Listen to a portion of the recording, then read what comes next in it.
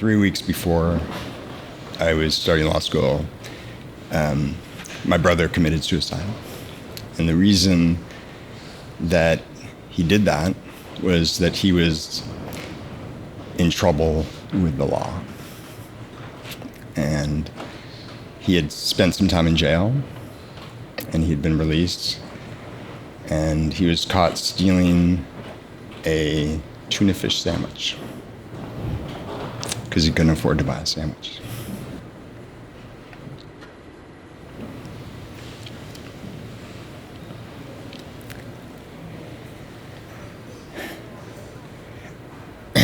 He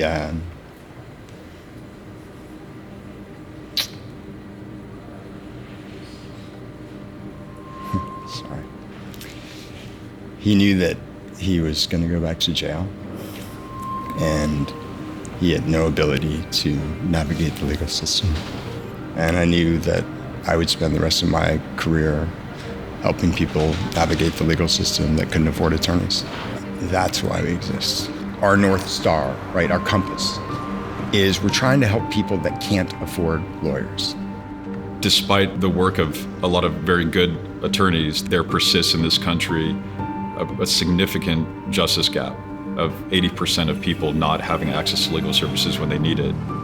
The only way that it works is if everybody has meaningful access to the judicial system. And the only way that anyone has meaningful access to the judicial system is if they have a lawyer.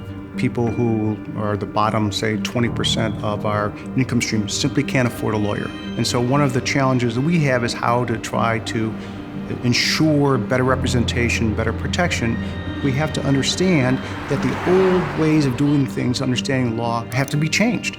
Trying to understand the intersection of technology and law, not just today, but imagining what it's going to be in the future, is really how the concept of Houston.AI came to be. So about 2 years ago, we were studying the emerging technologies that were coming online, and we started learning more about artificial intelligence and machine learning.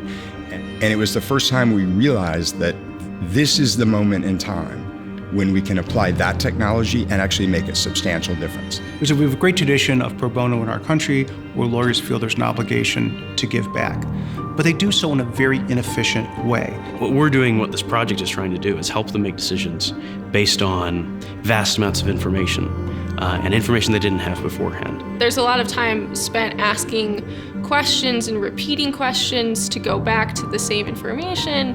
And if you can have a software that can just ask one question, it would save me time trying to figure out back and forth what needs to be done. In an ideal world, the information gathering would be automated in some way so that we can gather those facts much quicker and then just present them to the lawyer to synthesize. So the idea is really efficient matching services. So those of us who either work in legal services or want to give of our time pro bono can use our efforts to the best advantage possible. But that also gives us an opportunity to help those who cannot afford lawyers through technology to use that kind of power. However small, I want to make a difference here. Just because of your income, just because of where you were born, you shouldn't be treated differently by the law. In having taken an oath to essentially ensure the administration of justice fairly and equally, it's exciting to be able to be a part of a group that's using technology to address these problems.